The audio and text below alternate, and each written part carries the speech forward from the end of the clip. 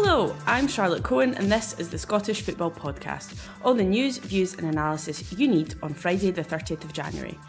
And have we got a cracker for you on Sunday? Bowie's at the edge of the box, chance to shoot, scores! 3-0, Hibernian! Oh, what a goal! That'll do it for Rangers! Gassama with a beautiful curling effort! Rangers, before their European defeat last night, were on an 8-game unbeaten run, and they face a Hibs team desperate to get back to winning ways. Meanwhile, the league leaders start a tricky run of fixtures. Pulls it back, yes! It's home by Claudio Braga! Goal! Dundee United have scored and it's a substitute, Moira. Can Hearts keep up their momentum at Tannadice?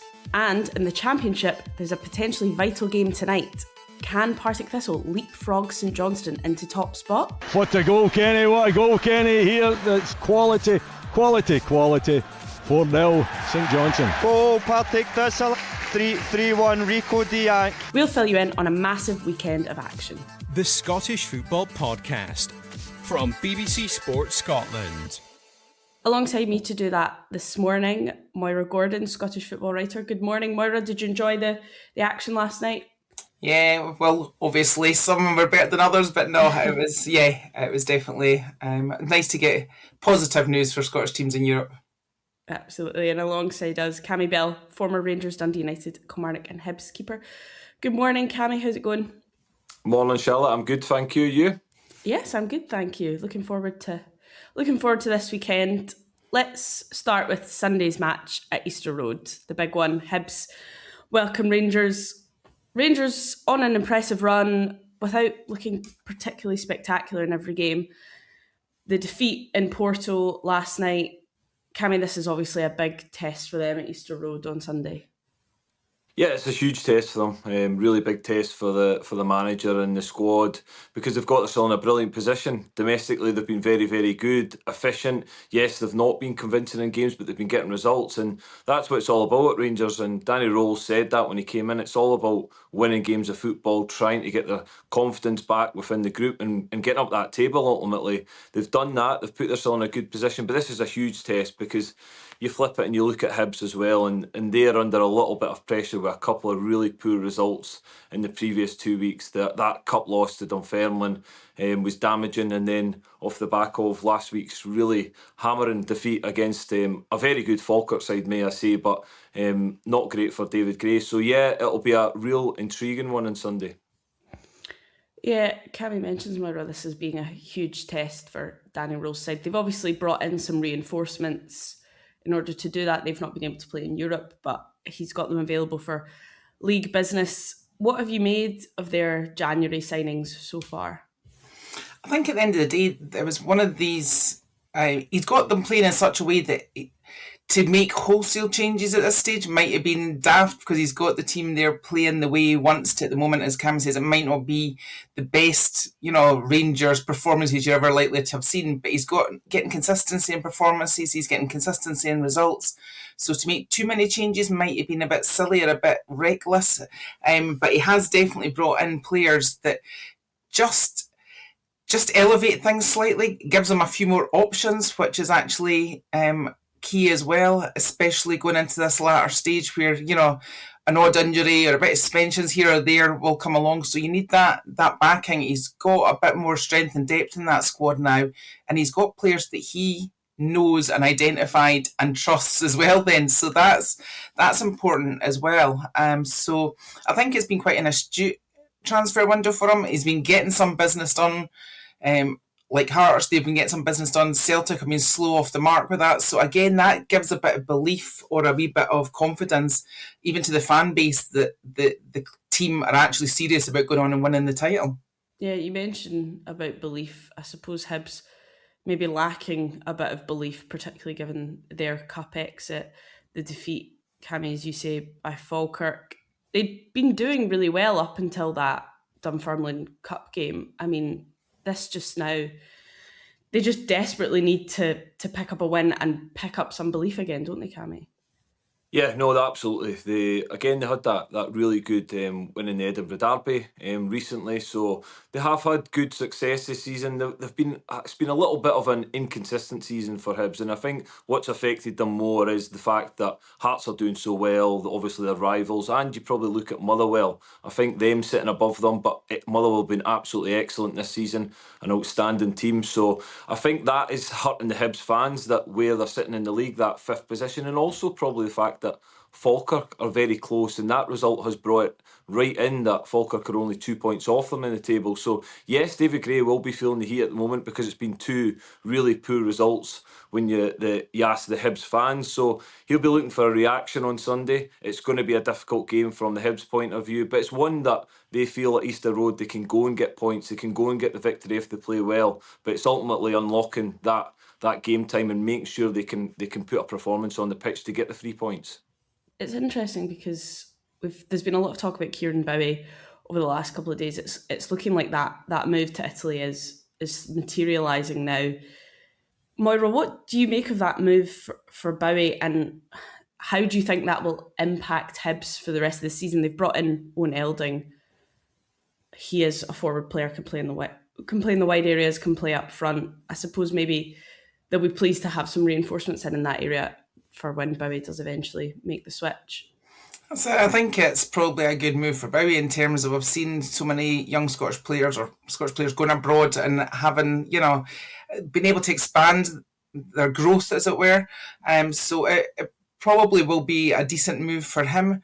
For Hibs, he hasn't set the header alight the way that, we think back to the beginning of the season and people were at that point, scrambling to get him as a Scotland regular. Hibs fans were saying there was no other striker as good as Bowie in the league, and he's just not quite caught fire. There's been a lot of... He offers a physical presence up there. He hustles and he, tussles with the defenders, but I'm not sure he always suits what David Gray's been wanting the team to play like, and he's not always suited the style of where they're going or what's most effective for him. So I think it'll be interesting. He is a goal threat. He has scored goals this season, so that will be a miss. You're never going to lose a goal scorer and think that it's not going to affect you. But if you're bringing in another striker, it's not like for like, but it is another striker that can maybe offer them something different. And if he can start finding the net, then that's going to be a positive.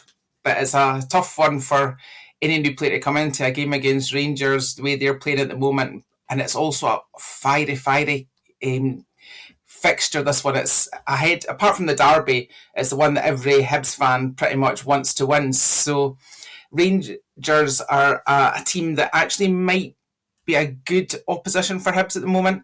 That it'll focus minds of the players, that it maybe gives them a little fire in their belly again. It's the sort of fixture that can rev them up, and it'll be interesting to see how they come out of that one on Sunday. Yeah, as you say, nothing better to fire you up than a big game.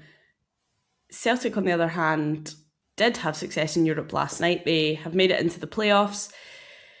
Cammy, do you think that's a boost for them? Do you think, given the lack of reinforcements, they're fighting for a title, they're now going to be fighting to get through that playoff, that this could maybe be a bit of a, I don't want to say hindrance, because every team wants to play in Europe, but it's looking like, given the squad that they've got, this is going to be really, really tough for them. Yeah, I think what it does, listen, first and foremost, the club absolutely want to progress in Europe. Of course they do, but I think it emphasises that they need to bring in reinforcements. We've all known that and expected it to happen at the start of January. It's not happened as much as we thought it would have in January. There's still time left, but I think with them progressing and getting to that knockout game, that it just emphasises that Martin O'Neill needs reinforcements. He needs bodies in the building. He needs guys that can start games of football for Celtic, so quality players. I know he's mentioned it's been difficult to bring them in, but listen, Celtic, again, they'll get the money from progressing in Europe, so will the club look to reinvest that in players? Martin O'Neill will certainly hope so, because there's no getting away from it. Celtic need reinforcements in the building to try and continue on this European journey, but also to challenge for the title. Yeah, I mean, you're saying they need reinforcements, Martin O'Neill's saying they need reinforcements, Callum McGregor's saying they need reinforcements. Moira, do you see, I mean, I'm looking at the date same as yesterday, we're fast running out of time before this window shuts. Do you see Celtic doing any business before the end of it? I think they'll need to do some. I think if not, there's going to be obviously there's ill feeling between the fans and the board as it is. I think that's going to be ramped up significantly if they don't bring MD in. I think the way Martin O'Neill was speaking last night, there is likelihood to be at least one wide player coming in to give them a bit of an attacking threat there. So whether even he doesn't know if it's going to be two, So I think he'll be pushing for more than one, definitely, or one more. But whether Celtic can get it over the line, the fact is they've left it so late. People know that they're a little bit desperate just now to get players in as well. That hinders their negotiating stance. People look and think, right, we want money. We know you're going to have to fight in Europe. You've got domestic issues there that you've not had for several years. So people know that they have Celtic, in a difficult position, and they'll be cranking up the price tag to try and maximise that for themselves. And Celtic are either going to have to just bite the bullet and accept that and pay maybe a little bit more than they wanted to. But they've got the European money there, they've got money in the bank, and I think it's something that the bigger gamble would be not bringing people in, and I think that might be even more costly. You talk about all this and everything just seems so chaotic at Celtic. They face Falkirk, who, on the flip side, things look pretty rosy, pretty positive. I mean, John McGlynn, Cammy is just doing so well with that team yet again. Yeah, listen, an incredible season so far for Falkirk. Some standout performances. You've got, again, Barney Stewart, who was playing university football 16 months ago, which is just an incredible story. But the way that John McGlynn's brought that team from League One all the way to the top flight, and again, kept a lot of them players, trusted them players that he could develop them and bring them on as a good team, and he's absolutely delivered this season. That result last week just speaks volumes of what he's done. 4-1 win at home to Hibs, one of the big clubs in Scottish football, was a brilliant result. And this is going to be a difficult game for Celtic. Yes, they've had that European game, which they'll have a little bit of tired legs from there, because we spoke about their squad not being as strong as they would want it to be. So a number of them players are going to have to play on Sunday, and it's an important game for Celtic. They need to get 3 points, but Falkirk will be going there looking to try and nick something and continue their positive season. Yeah, a massive game for Celtic, massive game for Rangers, massive game for Falkirk, massive game for Hibs. Sportsound is live on Sunday on Radio Scotland from 1:30, so you can catch all of the action there. Well, what about Saturday, where Derek McInnes takes his league leaders to Tannadice? Hearts are still sitting top of the pile. Moira, it doesn't look like there's any sign of the pressure getting to them at all yet. No, we keep looking at certain fixtures, certain hurdles that they have to overcome each week. Last week, they were going in against Celtic. They had a depleted squad, real key players missing, and to still come out of that game with a draw and be disappointed with it, quite rightly, because they could have won that game. And if you looked at the game and you thought if Shankland had been fit, or, a Cammy Devlin or Benny Beningame had been in there, I think most people watching that game would say that Hearts had a very good chance of coming out of that winners. So I think the fact that every sort of time we feel they're tested or we talk about this is going to be a statement game, they come out and they make a huge statement. They get a result. They maintain their momentum, and they don't look nervous. They don't look like they're under pressure. They look like they're enjoying themselves and actually are there fighting for each other. And Cammy will know better than me, but if you're in a dressing room with each player looking at the guy sitting next to him and believing in him and trusting him and wanting to fight for him, you're halfway there before you even step over the white line. And I suppose they're reinforcing as well, as you say, Moira. They've got this excellent mentality, but they're not showing signs of slowing down on the pitch or off the pitch. They've just announced Rogers Mato, who was supposed to come in the summer, he's coming on loan until the end of the season, and his contract will start in July. Cammy, do you think this has been a good window for Hearts? Yeah, I think it has. Again, they've brought in players. Again, players we don't know a lot about of these players, but certainly when you look at the recent success of model of players that they're bringing in, they've hit the ground running. They've been excellent. There's no getting away from it. You can't replace a Cammy Devlin and a Shankland. Them two players are huge players for Hearts, so they're going to be big misses. But what it does is it allows Derek McInnes options. I think he's got a number of options within his squad. If somebody comes in and doesn't hit the ground running within the game, he can change it up. So listen, Hearts are in a really good place at this moment in time. But again, they face a difficult task of going to Tannadice to try and get them 3 points, and this is what they're going to face week in, week out till the end of the season, is pressure games that you need to go and win. Yeah, every game's a cup final for them, isn't it? But they face Dundee United, who have been really struggling of late, haven't put together back-to-back wins all season. Moira, this has been disappointing for Jim Goodwin, particularly after how well they did last year. Absolutely. I don't think he would have expected it to be such a struggle this season, but it's that inconsistency you've spoken of there that's been killer for them. They have produced the odd performance where you've thought, okay, this is them going to kick on now, and then it just doesn't happen. There's something amiss in players that can produce the goods one week and then struggle so badly the next. So it's going to be a tough one for them, this one, definitely. It's not like, again, you look at some teams and their home form is really, impressive, and their home ground is a fortress. That's not the case with Dundee United. They're a team that are up and down at the moment, more down than up. So facing a team that are sitting top of the league, coming there as a team that is just as good on the road as they are at home in terms of Hearts, then it's not one that Jim will necessarily. Every manager's looking forward to the big games, but it's one that's a lot slightly daunting, shall we say? Yeah, you say, Moira, that it's slightly daunting. I wonder, Cammy, if that can maybe galvanise United a bit to think, look, we've got an opportunity here to go and take points off the league leaders, and all of a sudden things maybe look slightly more positive.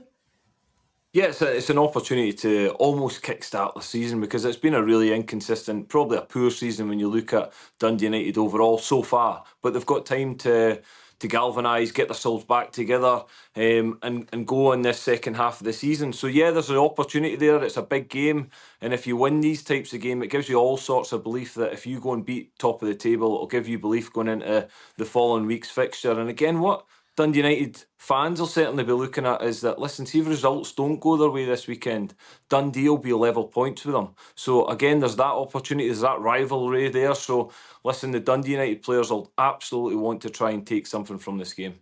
Yeah, and further down the table, Kilmarnock hosting Aberdeen.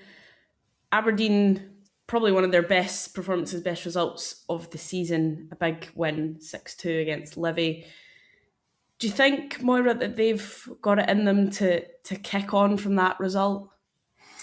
That result shows that they're capable of it if they can reproduce it on a regular basis. So I think the fact that they're facing Kilmarnock, a team that are desperate to find a win and just any kind of foothold in the league at the moment, it might actually help them. If they come up against one of the top teams again this week, there might be a chance that they had a step back, one step forward, another step back. But against Kilmarnock, they have the opportunity to kick on and at least make it and back it up with another win. So that will help them in that regard. But they're so hard to predict, Aberdeen. They have players there. They have a squad there that they should be doing far better than they actually are. So it's difficult to... It's not one you'd necessarily put on your betting slip, Aberdeen. But when you've got that many goals, if you're not going into the next game fully confident or feeling that you can reproduce part of that, then against another team that are struggling at the bottom, obviously Livingston are struggling, Kilmarnock are struggling, that gives them a chance to try and replicate something along the lines or at least get another win.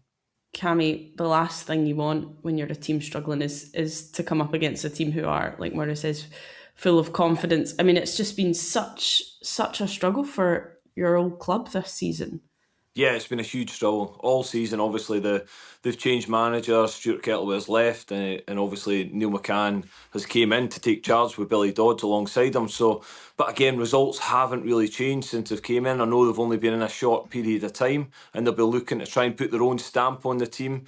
But yeah, it's been a really disappointing season for Kilmarnock. There's no getting away from that. They've been poor both home and away. Normally Rugby Park is what they rely on, getting results there and making that a difficult place for teams to come. They've not managed to do that this season. So yeah, they need to find some sort of form. They need to get a result on the board, and ultimately I think Neil McCann will just be what take small steps. If they can get points on the board, that's all they need to do at this moment in time. Build confidence within the group, because they've been so low for so long. It's difficult to turn that around. So I think at the weekend, when you look against an Aberdeen team that have obviously had a huge result the week before, and again Aberdeen are a team that's chasing that top six and probably need to go to Kilmarnock and win if they're wanting to get into that top six. So yeah, it's a big game for both clubs, but certainly one for Killie that they need to take something away from this game. I suppose they might be buoyed by the fact that Livingston below them are hosting a high-flying Motherwell side. Jens Bertolascu in his press conference was talking about their kind of main focus for the last couple of days of the window is to keep hold of their players, talking about ideally getting a centre-back in. They'd like Stephen Welsh to come back. Moira, do you see that happening for Motherwell? I'm not sure that it's in the best interest of other people for that to happen. So Motherwell will be desperate for it to happen, and you can understand why. He fits in there, everything works. But for the other side of the coin, it doesn't necessarily suit to have Motherwell strengthened. They're going so well at the moment, and the thing is, they have such a way of playing that he rotates the squad so often as well. So it doesn't necessarily matter who's missing too much. There's key players, obviously, but there's enough players that can come in and they just seem to fit in and they keep things ticking over the way he wants it played, the attitude. They know what they're doing. They're clear in their mind. They're organised. So regardless of which players he brings in, I'm not sure it matters too much. It's the structure, it's the whole, the sum of the parts, as it were, for Motherwell that works so well. And again, it may matter in terms of strength and depth as the season goes on, if they want to maintain the momentum they've got. But I think in terms of individuals, Askew has them playing in such a way that most players can come in and know what their role is and plug that gap, as it were. The final game on Saturday, St Mirren take on Dundee. This is kind of all of a sudden looking like quite a big game for the two of them, both of them struggling down the bottom of the table, but the 3 points could have a massive impact for both of them. Cammy, how do you see that one playing out? Yeah, listen, I think it's a huge game for both clubs, because I think when you look at the table, if Dundee manage to get a result, it almost just pulls them away from that relegation zone. So it would be such a big result, but flip that one to St Mirren, they need the result. They absolutely do. They never had the game got postponed last weekend, so they've had a full week of training without a game. So Stephen Robinson will be working them hard to try and find some sort of form, make sure they can get a result at home, because it would be such a big result for St Mirren just to pull them away from that relegation battle between Kilmarnock and Livingston. So yeah, it's going to be an intriguing one. I think it'll be a very, very tight one between the two sides. I don't think there'll be too much in it. I would imagine possibly one of the teams might just sneak it by one goal. Well, you can catch coverage of all of Saturday's games. It starts at 12 with Off the Ball on Radio Scotland, where the guests are Tam McManus and rapper Billy Boyd, followed by Sports Sound all the way through the games.